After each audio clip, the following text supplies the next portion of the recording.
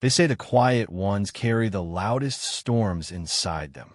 But in a town where power was measured by how hard you could push someone down, nobody bothered to look closely at Sarah. To the kids at Blackwood High, she was just a girl who smelled like hay, wore oversized flannels, and never spoke above a whisper. They thought her silence was weakness. They thought her downcast eyes were an invitation. They were dead wrong, because what they saw as a defenseless farm girl was actually a masterpiece of discipline, forged in secret, trained by a legend, and waiting for the right moment to strike. Morning in Blackwood didn't arrive with warmth. It rolled in like an unwelcome guest, heavy with blue mist and the damp smell of rotting leaves. On the outskirts of town, miles away from the paved cul-de-sacs and manicured lawns, sat the Miller farm. It was a weather-beaten, 5-acre plot held together by rusted barbed wire, stubborn pride, and sheer hand-to-mouth survival. At 4:30 a.m., while the rest of the county was fast asleep under thick duvets, Sarah Miller was already on her feet. Her bedroom was small, devoid of the posters, vanity mirrors, or string lights that decorated the rooms of other 17-year-old girls. The only decorations were a simple wooden cross hanging above her bed and a faded black and white photograph resting on her nightstand. The photograph showed a younger version of her father, Arthur Miller, standing in a brightly lit ring, a heavy gold championship belt slung over his bruised, muscular shoulder. Sarah pulled on a pair of faded jeans, a worn gray sweatshirt, and scuffed work boots. She tied her long, honey brown hair back into a tight braid at the nape of her neck. Her face was plain at first glance. No makeup, soft features, and quiet brown eyes that seemed to absorb everything while revealing nothing. But if anyone took the time to look closer, they would notice the thick, faint scar running along her jawline, and the calm, unwavering focus in her eyes that belonged to someone far older than 17. She walked downstairs, her steps silent on the creaky wooden floorboards. In the dim kitchen, Arthur sat at the worn oak table. He was a broad-shouldered man in his late 50s, but time and brutal physical labor had chipped away at his frame. His right leg was stiff from a compound fracture that had ended his fighting career decades ago, and his hands were thick, calloused, and constantly stained with soil. "Morning, Dad," Sarah said softly, her voice low and even. Arthur didn't look up immediately. He was staring at a stack of overdue bills resting beside his lukewarm mug of black coffee. "Morning, kiddo. Frost is heavy on the north pasture today. Check the tractor line before you leave for school." "Already did," Sarah replied, walking over to the stove to pour him a fresh cup. "Replace the fuel filter, too. She should turn over fine." Arthur finally looked up, a faint, proud smile tugging at the corner of his lips. "You're too good for this place, Sarah." "This place is home," she said simply. "Home shouldn't feel like a sentence," Arthur murmured, his eyes flickering toward the stack of bills. The land tax was past due, the feed costs had doubled, and the local bank was sending increasingly urgent letters. "Your mother used to say you had a light inside you. I hate seeing this town try to put it out." "They can't put out what they don't understand," Sarah said smoothly. She picked up her heavy canvas backpack, adjusted the strap over her broad shoulders, and headed out the back door into the biting cold. Before she reached the school bus stop at the end of the dirt road, Sarah made her mandatory pit stop. She walked around to the back of the old red barn.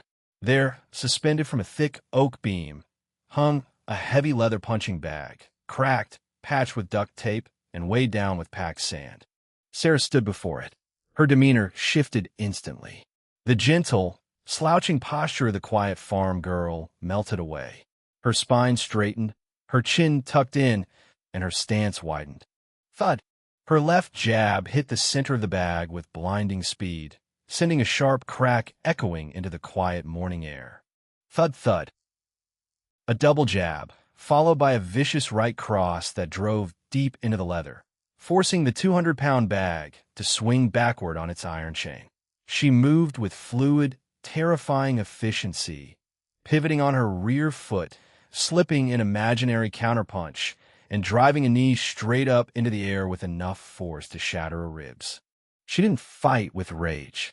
She fought with rhythm. For 3 minutes straight, she let her hands and feet do the talking, breathing through her nose, her eyes sharp and predatory. Then, just as quickly as it began, she stopped. She caught the swinging bag with both hands, brought her heart rate down with 3 deep, controlled breaths, and pulled her sleeves back down over her bruised knuckles. She picked up her backpack, put her head down, and walked toward the main road. The quiet farm girl was back. Blackwood High School was of brutal hierarchy, and at the top of the food chain stood Marcus Vance. Marcus was the star quarterback, the son of the town's wealthiest real estate developer, and a boy who had spent his entire life being told that the world belonged to him. He was tall, broad, and carried an arrogant smirk that made weaker kids lower their eyes when he walked down the hallway. Flanking him were his 2 shadows, Brody, a heavy-set offensive lineman with a cruel sense of humor, and Chloe, a sharp-tongued girl whose social status was built entirely on ruining the reputations of others. To Marcus and his crew, Sarah Miller was the ultimate target. She didn't fit in, she didn't buy designer clothes, and worst of all, she never reacted to their taunts. Her refusal to bleed socially only made them want to cut deeper. It started at Sarah's locker. She was reaching inside for her history textbook when a heavy palm slammed against the metal door, snapping it shut inches from her nose. Sarah didn't flinch.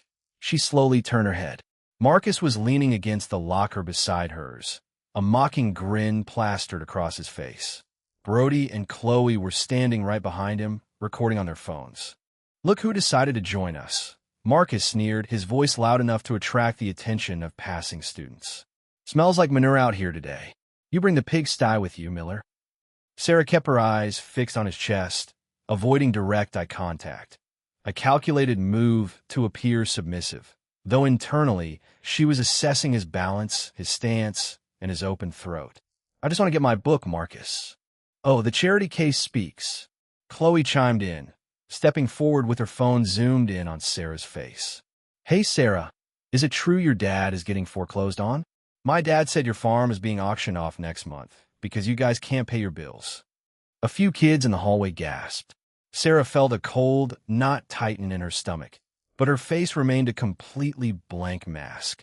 "Excuse me," she said quietly, trying to step around Marcus. Marcus shifted his weight, blocking her path. He reached out and grabbed the strap of her canvas backpack, tugging it roughly. "Where do you think you're going, farm girl? We're talking to you."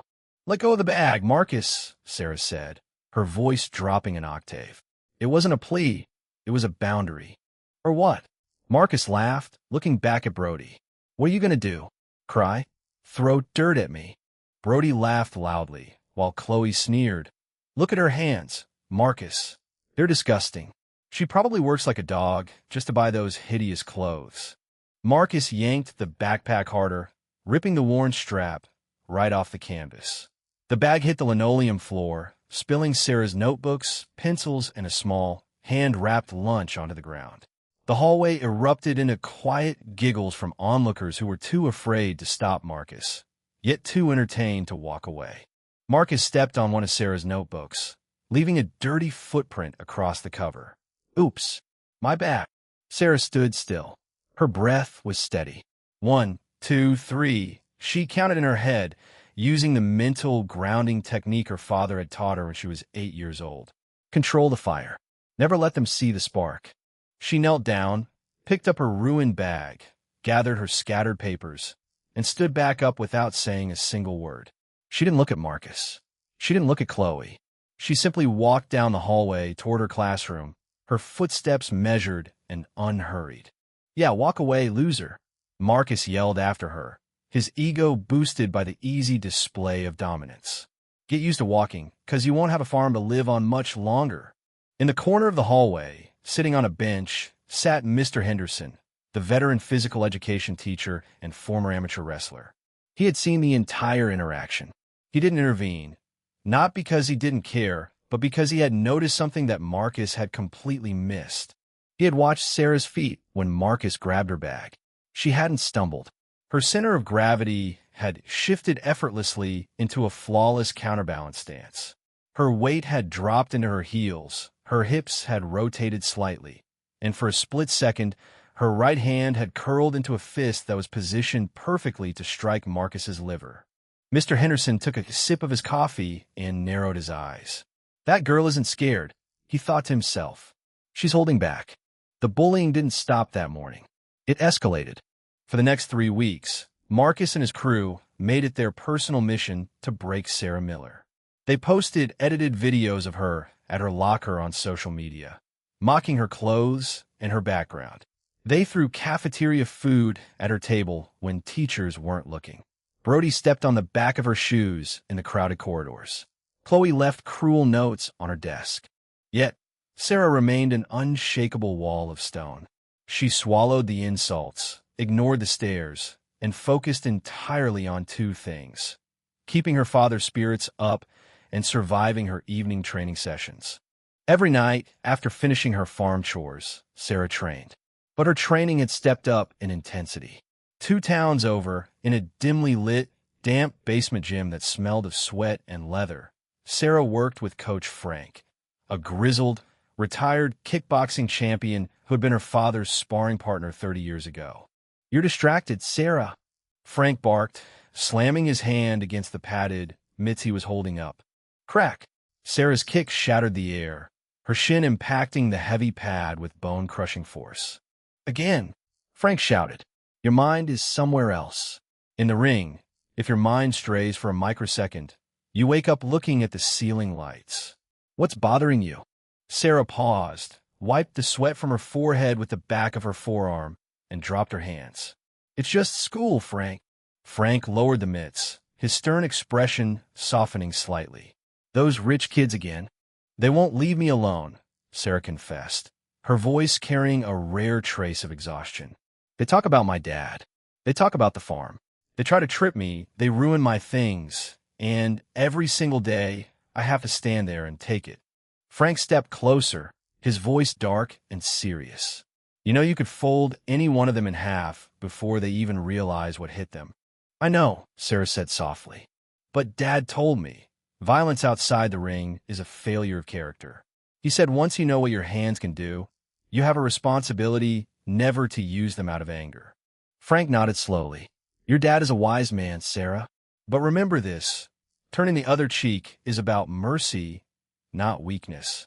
Mercy only means something if you actually have the power to destroy the person who's hurting you, but you choose not to. Don't ever confuse your self-control with submission." He raised the pads again. "Now, give me 20 left hook, right low kick combinations. Harder this time." Crack, crack, crack. Sarah poured every ounce of frustration, every silent bite of her lip, every insult swallowed in the high school hallways into the mitts. She didn't know it yet, but the storm she had been suppressing was about to be unleashed. The breaking point arrived on a rainy Friday afternoon.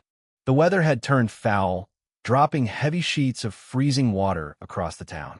The school day had ended, and most students had already boarded the buses or driven off in their cars. Sarah had stayed behind in the school library to finish an advanced biology assignment, using the free Wi-Fi her farm didn't have. By 4:30 p.m., the school was virtually deserted. The hallways were dark, lit only by the faint orange glow of emergency exit signs. Sarah zipped up her canvas coat, shouldered her bag, and walked out through the side doors leading to the rear parking lot. To get to the main road where she caught her bus, she had to walk past the old, abandoned bleachers behind the football field, a dark, unmonitored area surrounded by dense trees. As she stepped into the misty rain, she heard heavy footsteps splashing in the mud behind her. "Hey, farm girl." Sarah stopped. She didn't need to turn around to know who it was. She took a breath, holding her ground as Marcus, Brody, and Chloe stepped out from the shadow of the metal bleachers. Marcus was holding an umbrella, but his face was flushed, and his eyes were dark with an ugly, aggressive energy. Brody was grinning, holding a thick wooden baseball bat he had pulled from his sports locker. Chloe stood slightly behind them, holding her smartphone up, the camera lens glowing red in the dim light. "You really think you're better than everyone, don't you?" Marcus sneered, stepping closer until he was only a few feet away. "You walk through the halls, you don't look at anybody, you ignore me when I speak to you. Who the hell do you think you are?" "I don't want any trouble, Marcus," Sarah said calmly, her hands buried deep in her jacket pockets. I'm just trying to go home. Home? Chloe laughed hysterically. Didn't you hear? The auction notice posted on the county website this afternoon. The Miller farm is officially going up for sale next week. Your home is gone, Sarah. A sharp pain pierced Sarah's heart. Next week? Her father hadn't told her. He had been trying to protect her. Seeing the subtle flicker of pain in Sarah's eyes, Marcus smiled maliciously. He felt like a conqueror. Yeah, that's right. My dad's company is buying the land. We're going to tear down that disgusting old shack you live in and build a strip mall. Marcus stepped directly into Sarah's personal space, looming over her. So here's how this works. You're going to get down on your knees right now, in the mud, and you're going to beg me to tell my dad to give your pathetic father an extension. Do it, and maybe I'll think about it. Don't do it, and Chloe post this video of you cowering to the whole school. Brody tapped the wooden bat against his palm with a dull thump. Thump, thump. You heard him, Miller. Get on your knees. Sarah stood in the freezing rain. Water dripped down her eyelashes, running down her cheeks like icy tears. She looked at Marcus. She looked at Brody holding the bat. She looked at Chloe's glowing camera screen. In her mind, the voices of her life echoed. Violence outside the ring is a failure of character, her father's voice whispered. Mercy only means something if you have the power to destroy them. But choose not to, Coach Frank's voice countered. And then, another realization hit Sarah like a bolt of lightning. This wasn't about her anymore. These are predators who fed on the defenseless. If she swallowed this, if she begged, they wouldn't stop. They would move on to the next quiet kid, the next defenseless victim, tearing lives apart simply because they thought no one could stop them. Sarah slowly pulled her hands out of her jacket pockets. She unzipped her heavy coat and dropped it into the mud. Underneath, she wore a simple, sleeveless athletic tank top, exposing her arms. In the dim, misty air, her arms weren't those of a fragile teenage girl. They were sculpted, dense muscle, crisscrossed with veins and minor scars from years of ruthless, unyielding training. Marcus blinked, thrown off for a fraction of a second by the sudden transformation in her posture. Sarah raised her head. The timid, downcast eyes were completely gone. In their place were two burning coals of lethal, cold calculation. Put the phone down, Chloe, Sarah said. Her voice wasn't loud, but it possessed a terrifying, low, resonant frequency that made Brody instantly tighten his grip on the bat. What did you say to me? Marcus barked, his insecurity flaring up into sudden rage. You stupid little bee. Marcus lunged forward, throwing a wild, telegraphed right hook aimed directly at Sarah's face. Tom seemed to slow down. To Sarah, Marcus's punch looked like it was moving through deep underwater currents. It was slow, sloppy, and completely unbalanced. She didn't duck away. She slipped inside the arc of his punch with a micro movement of her left shoulder. Wham! Before Marcus could even realize his punch had missed, Sarah drove an open palm strike directly into his chest. The force was astronomical. 200 pounds of high school athlete was halted instantly, his breath exploding out of his lungs in a sharp, ragged gasp. Marcus stumbled backward, wheezing, clutching his sternum with wide, terrified eyes. What the hell? Brody roared. Swinging the wooden baseball bat with both hands, he aimed a lethal roundhouse swing straight for Sarah's head. Sarah didn't retreat. She stepped into the danger zone, closing the distance before the bat could build full kinetic momentum. She caught Brody's wrists mid-swing with blinding speed, ducked underneath his arms, and rotated her hips. Thud! With a flawless hip throw, she sent Brody's 240-pound frame airborne. He flipped entirely upside down before crashing brutally onto the rain-soaked asphalt, the baseball bat flying out of his hands and clattering away into the darkness. Brody let out a high-pitched groan, rolling on the ground, completely winded and disoriented.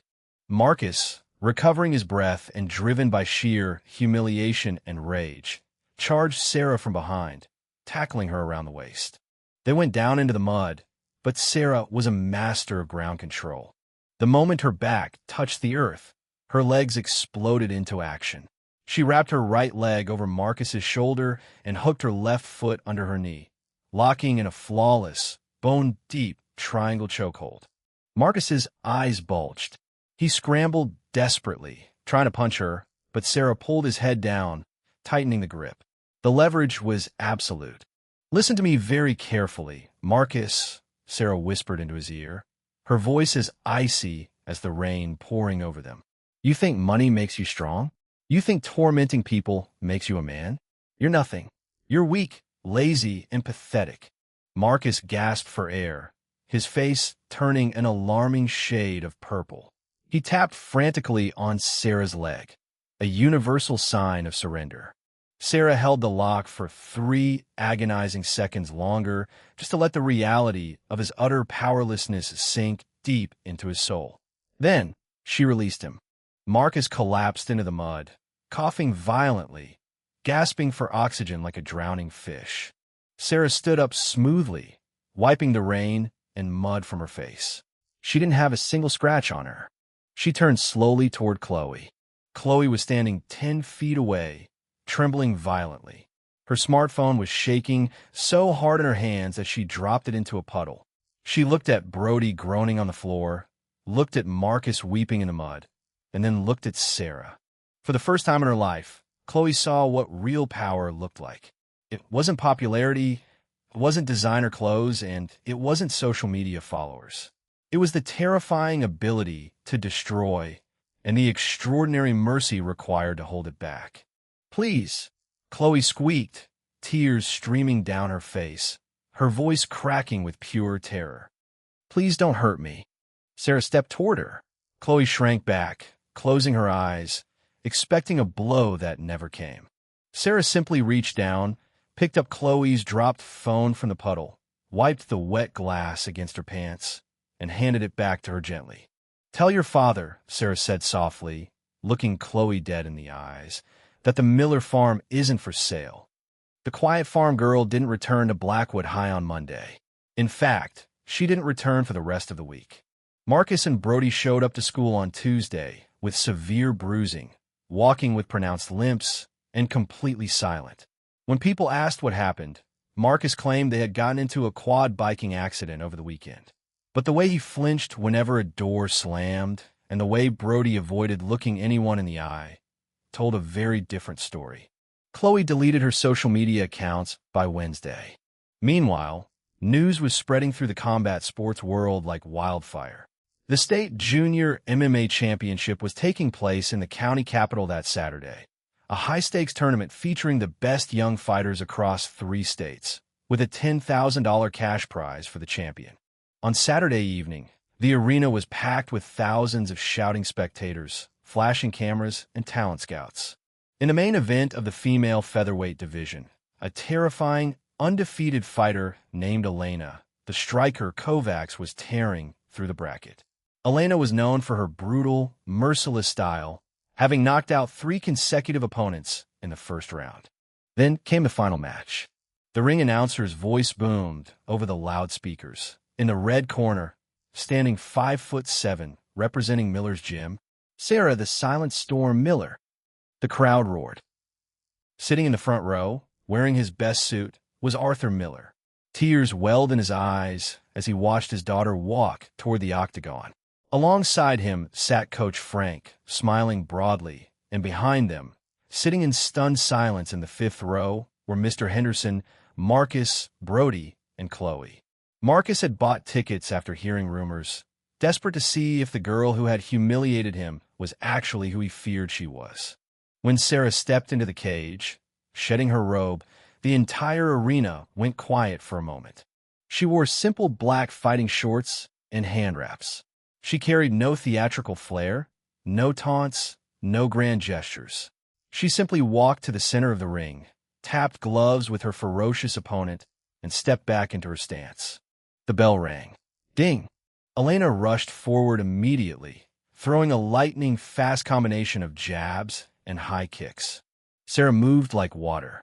She slipped every punch by fractions of an inch, her footwork pristine, her defense an impenetrable fortress. For 2 rounds, Sarah systematically dismantled Elena's offense, dodging heavy blows, countering with surgical precision, and wearing her opponent down without taking a single clean hit.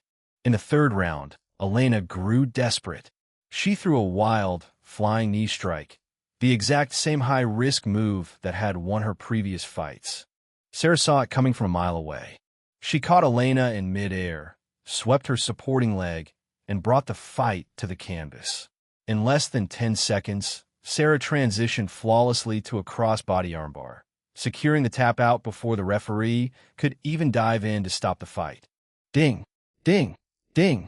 Ladies and gentlemen, your new state champion, Sarah Miller. The crowd exploded into wild cheers. When the referee lifted Sarah's arm high into the air, she didn't scream or beat her chest.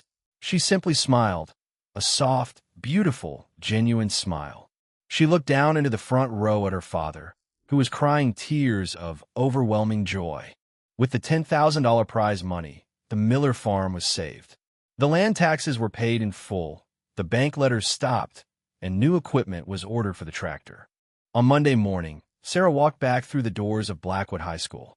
She was dressed in her usual faded flannel, her canvas backpack repaired with a neat hand-stitch seam, her honey brown hair tied back in a simple braid. As she walked down the hallway, the students parted like the Red Sea. They had seen the fight footage. They knew who she was now. Marcus, standing by his locker, immediately dropped his head and looked at the floor as she passed by. Sarah didn't look at him with hatred. She didn't look at him with smug satisfaction. She simply walked past, her head held high, her step light and confident.